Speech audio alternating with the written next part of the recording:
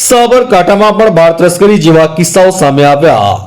સાબરકાંઠા જિલ્લાના હિંમતનગર નજીક આવેલ સાબરડેરી પાસે ઝૂંપડપટ્ટીમાં રહેતા શ્રમિક પરિવાર દ્વારા મોડાસાના વ્યક્તિઓ પાસે વ્યાજે પૈસા લીધા હતા અને તેની ઉઘરાણી અર્થે મારામારી થઈ। પછી બે શખ્સો સહિત એક મહિલાએ બળજબરીપૂર્વક 7 વર્ષની બાળકીને ઉઠાવી લઈ ગયા। જો કે 60,000 રૂપિયાની લેતી દેતી મામલે લગભગ 3 થી 4 લાખ રૂપિયા જેટલો હિસાબ બતાવી ઉઘરાણી કરવામાં આવી હોવાનો ફરિયાદમાં ઉલ્લેખ કરાયો છે। સાબરકાંઠા જિલ્લાના હિંમતનગર એ ડિવિઝન પોલીસ સ્ટેશન ખાતે 19 તારીખના રોજ એક ગુનો રજીસ્ટર કરવામાં આવેલ છે।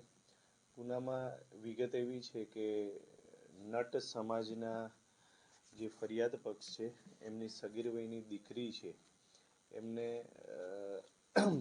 ફરિયાદમાં ઉલ્લેખ કર્યા પ્રમાણે 3 આરોપીઓ જે ઉછીના પૈસા લીધા હતા એના બદલામાં લઈ ગયા છે અને એને વેચી મારી છે।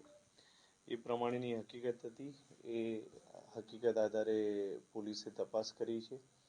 હાલમાં 3 આરોપીઓને પોલીસે અટક કર્યા છે અને વધુ તપાસ માટે એમની રિમાન્ડ અંગેની કાર્યવાહી પોલીસ દ્વારા હાથ ધરવામાં આવનાર છે।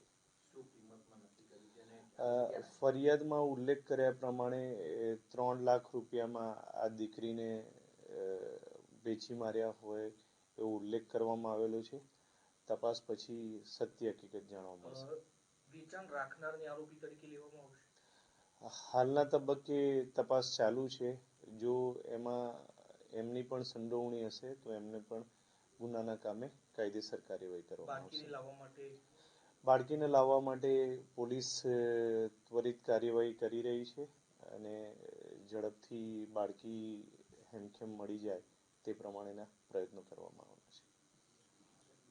ફરિયાદમાં એક અન્ય ઉલ્લેખ કરવામાં આવેલો છે કે જે પૈસા ઉછીના લીધા હતા એના વ્યાજ સાથે 3 થી 4 લાખ રૂપિયાની એમાઉન્ટ થાય છે। એ બાબતે પણ પોલીસ તપાસ કરી રહી છે। જોકે બાળકીને ઉઠાવી લઈ ગયા બાદ અન્ય રાજ્યમાં 3 લાખ રૂપિયામાં વેચી દેવાનો પણ ફરિયાદમાં ઉલ્લેખ કરાયો। જોકે પોલીસ ફરિયાદના આધારે 3 આરોપીઓની ધરપકડ કરી લીધી છે અને રિમાન્ડ માટે પણ રજૂ કરાયા છે। પોલીસે 7 દિવસના રિમાન્ડની માંગ સાથે બાળકીને સહી સલામત લાવવા તપાસ પણ હાથ ધરી છે। હિંમતનગરથી ઇલિયાસ મંસૂરીનો રિપોર્ટ। TV92 ગુજરાતનું આવાજ।